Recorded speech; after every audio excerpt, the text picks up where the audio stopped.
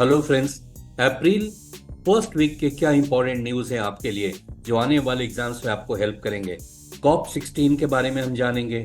साथ में अफ्रीका के किस कंट्री में गवर्नमेंट बदली है और देखेंगे जानवरों के हेल्प के लिए रिलायंस कंपनी ने क्या किया है और international day for sports for development and peace किस तारीख को मनाया जाता है। इसके अलावा हम जानेंगे कुछ स्टेट्स में गवर्नमेंट के एक इम्पॉर्टेंट इनिशिएटिव के अगेंस्ट में लोग खड़े हो गए हैं और ये जो एथनॉल की ब्लेंडिंग गवर्नमेंट करना चाहता है जिससे पेट्रोलियम का कॉस्ट कम हो जाए, उसके अगेंस्ट में एक स्टेट में लोग उठ खड़े हुए हैं। तो आइए चलते हैं, शुरू करते हैं। आज का पहला पॉइंट है, where was the animal rescue and conservation centre Vantara inaugurated. और राइट आंसर है इसका गुजरात। टेकअवेज देखते हैं।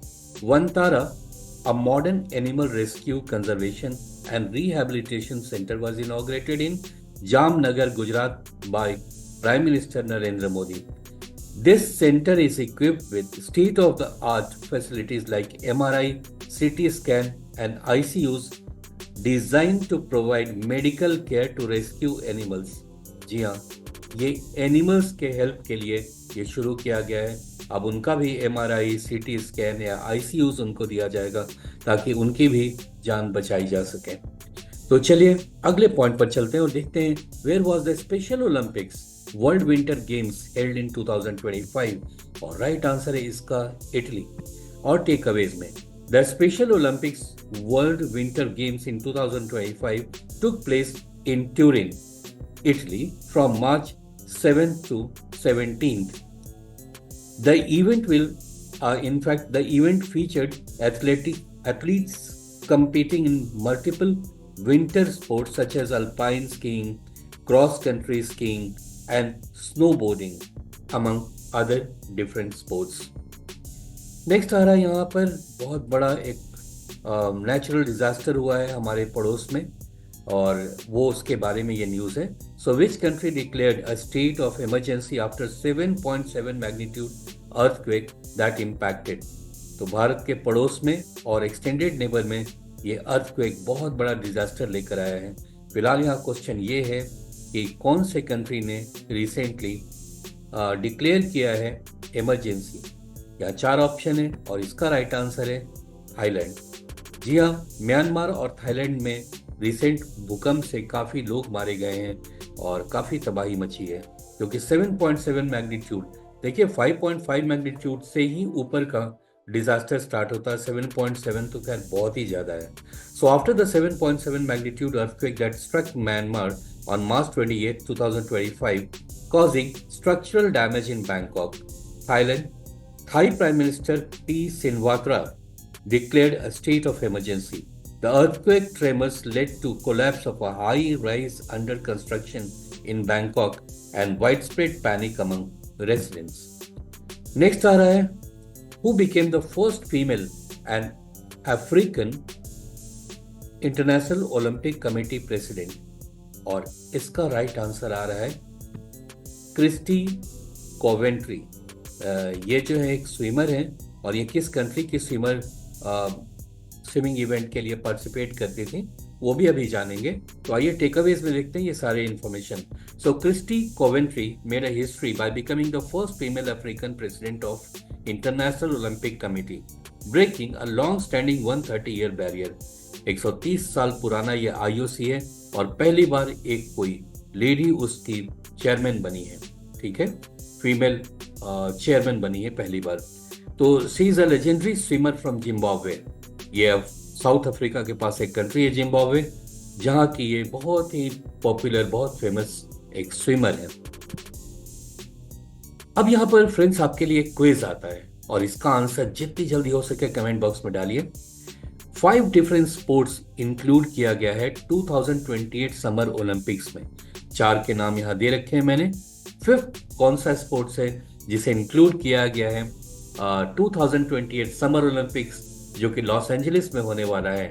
तो मैं बस वेट कर रहा हूँ कमेंट बॉक्स में सबसे पहले कौन अपना आंसर पेस्ट करता है। जी हाँ, हम डेफिनेटली उसको एक हक देंगे, जस्ट जस्टिफाई कि आपका राइट आंसर आपने दिया है। नेक्स्ट पॉइंट पर चलते हैं friends. So where will the 58 foot statue of Potti Sriramulu be installed? और इसका राइट आंसर है अमरावती। ये कौन है? बहुत फेमस पर्सन है वहाँ आंध्र प्रदेश के। इनफैक्ट लैंग्वेज बेसिस को लेकर के कोई स्टेट बना था तो पहली बार यही बना था, और इसी इंसान के चलते पी श्रीमालू, तो श्री रामलू। तो चलिए इनके बारे में थोड़ा सा और देख लेते हैं। 58 foot statue of potty Sri Ramulu, a key figure of formation of Andhra Pradesh, will be installed in Amravati as a tribute to his pivotal role. Sri Ramulu, a 58-day hunger, ये देखिए 58 day तक इन्होंने hunger strike कर रखा था, जिसके बाद government को दबाव में आकर के और एक नया स्टेट आंध्र प्रदेश क्रिएट करना पड़ा, और ये हुआ था 1952 में। was crucial for the state creation. Right friends, next question आ रहा है अफ्रीका से। So which country's army took full control of the presidential palace in its capital Khartoum? ये कैपिटल है, आपको कंट्री का नाम बताना है, और वो है सूडान। सूडान जो देखिए इजिप्ट के जस्ट नीचे, तो लोकेट करने में ज़्यादा मुश्किल नहीं होगा। और ये रहा रेड सी, और आगे जाकर यही आपको सुएज कैनाल आगे मिल जाता है। तो यहाँ इजिप्ट के साउथ में सूडान और साउथ सूडान है, तो यहीं पर गवर्नमेंट बदला है और आर्मी ने अब ये सरकार संभाल ली है।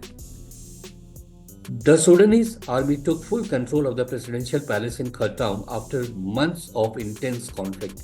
This ongoing conflict has led to a severe humanitarian crisis in Sudan, with widespread famine and disease affecting many people across the country. एक बहुत ही गरीब सा कंट्री है, और काफ़ी सारे इसके अपने पहले से ही काफ़ी मुश्किलें थी यहाँ पर। फेमाइन था, या फिर काफ़ी लोग को कई तरह की वहाँ पे डिजीज फैल गई थी। So the military action mark a crucial point in the country's political turmoil. Next आ रहा है, where was COP16 held, where global leaders committed $200 billion annually for biodiversity protection. तो ये कहाँ पर हुआ है? और फ्रेंड्स इसके 3-4 पॉइंट्स अभी आपको मिल जाएंगे हमारे टेकअवेज में, और हर सेक्शन, हर पॉइंट बहुत इंपॉर्टेंट है आपके लिए। तो फिलहाल इसका आंसर है ए, यानी रोम। अब देखते हैं यहाँ पर, देखिए the 16th conference of the Paris of the parties of convention on biological diversity, CBD short में, was held in Rome, where global leaders committed us securing $200 billion annually to protect biodiversity and implement the Kunming Montreal Global Biodiversity Framework. जो बच्चे net का भी exam दे रहे हैं उनके लिए भी ये बहुत इंपॉर्टेंट पॉइंट है, इस पर वो अपना एक नोट्स में इंक्लूड कर लेंगे। पीपल एंड एनवायरनमेंट सेक्शन जो कि पेपर 1 का होता है, वहाँ के लिए ये एक इम्पॉर्टेंट पॉइंट है। The agreement also included the establishment of Cali Fund, इसी को कैली फंड कह रहे हैं, to ensure fair benefit sharing from genetic resource data. Additionally the Global Environment Facility allocated over $3 billion, leveraging a total of $22 billion for biodiversity conservation efforts worldwide. Next आ रहा है space से news. Which space agency is preparing to launch a Spherex telescope? एक telescope को space में डाला जाएगा जो काफी इफेक्टिव है। तो ये कौन सी स्पेस एजेंसी इसको लॉन्च कर रही है? और राइट आंसर है इसका C option, NASA. So NASA is preparing to launch a Spherex telescope, which is designed to create the most detailed and colorful map of the universe. Unlike other telescopes like James Webb Space Telescope, which focuses on a small region, the Spherex will map large-scale area to help scientists understand the formation of the universe, galaxy evolution, and the distribution of life-forming molecules. Friends अगला point फिर चलते हैं, और environment से related ये बहुत important point है। By which year does India aim to achieve net zero emission? यानी जितना कार्बन हम एक्सेल करेंगे या एनवायरनमेंट पे डालेंगे, उतना ही ऐसी चीजें क्रिएट कर देंगे कि ये न्यूट्रलाइज हो जाए, यानी total effect of carbon emission will be zero.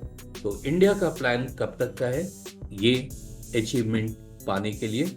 और राइट आंसर है इसका 2070। So India has placed it to achieve net zero emission by 2070 as part of its commitment under the Panchamrit strategy at COP26।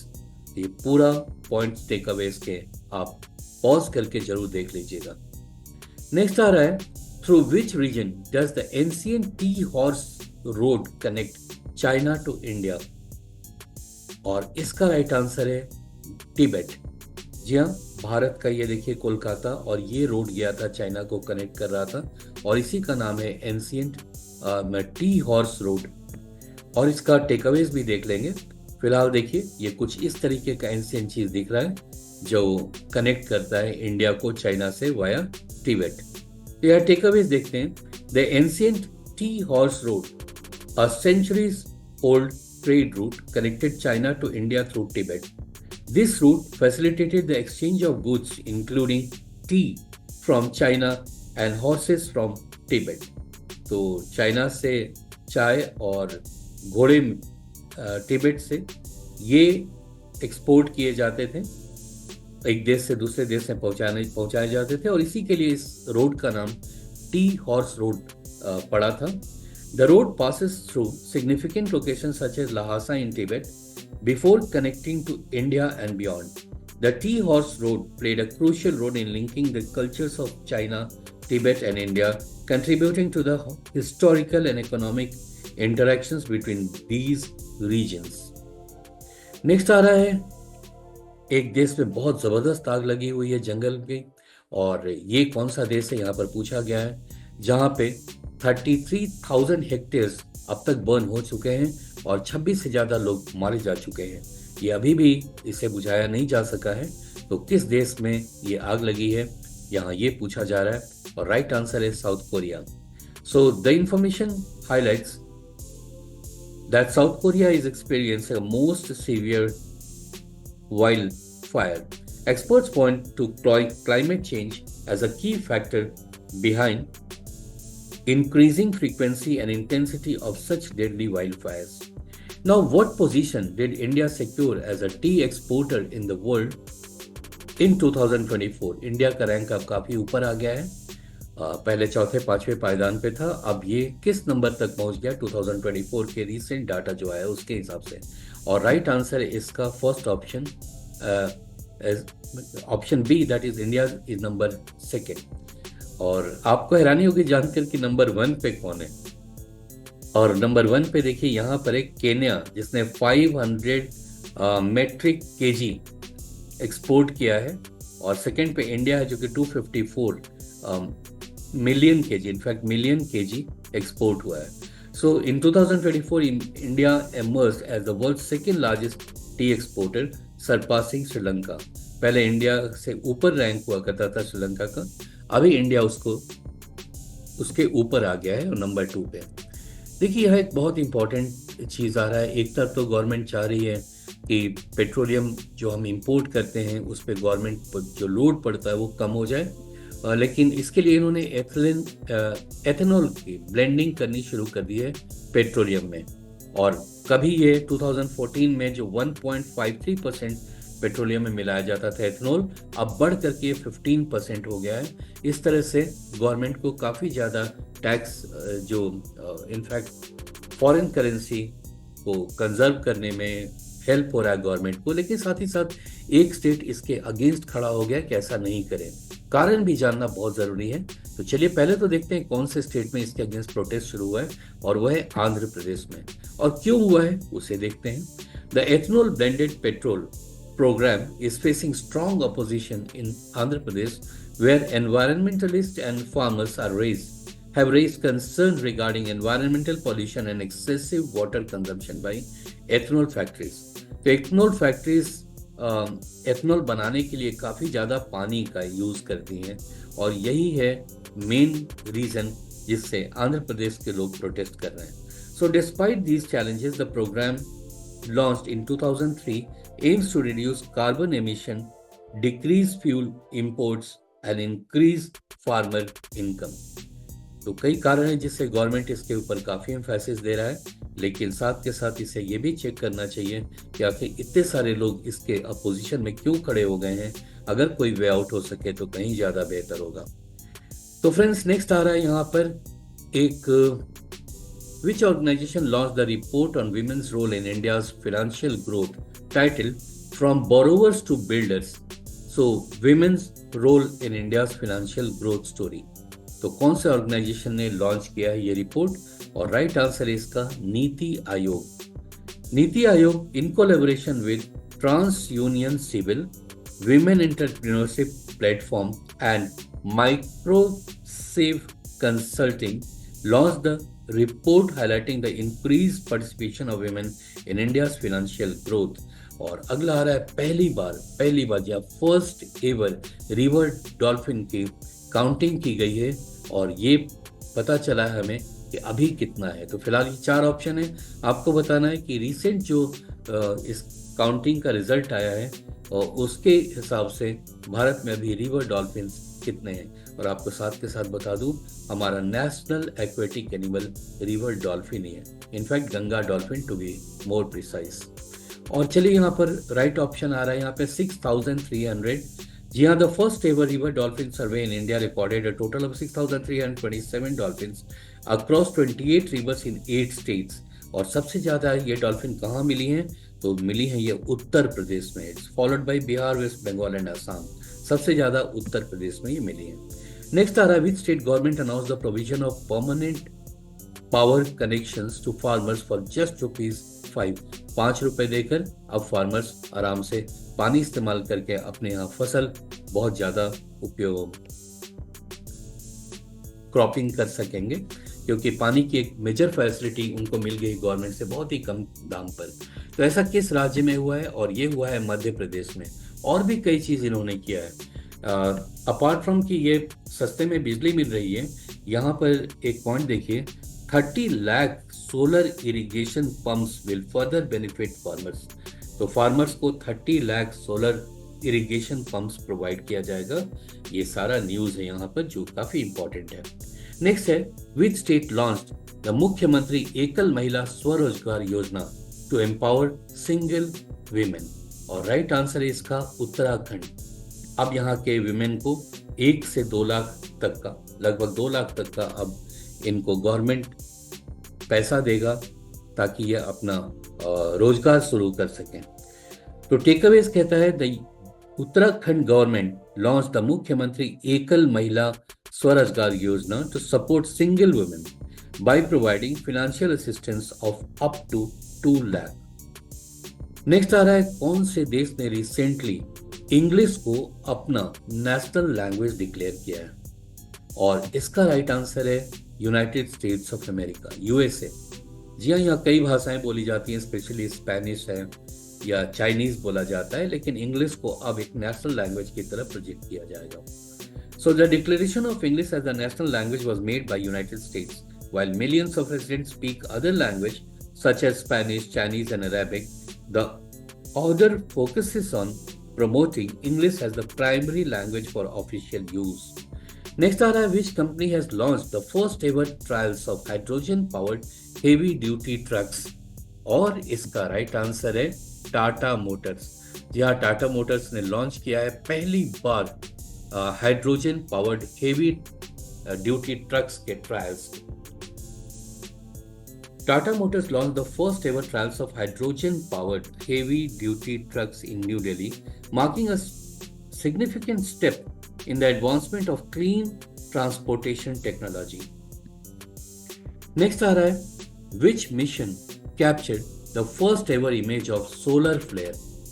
तो ये भारत का एक mission है जिसमें पहली बार सोलर फ्लेयर को इमेज को कैप्चर किया गया है।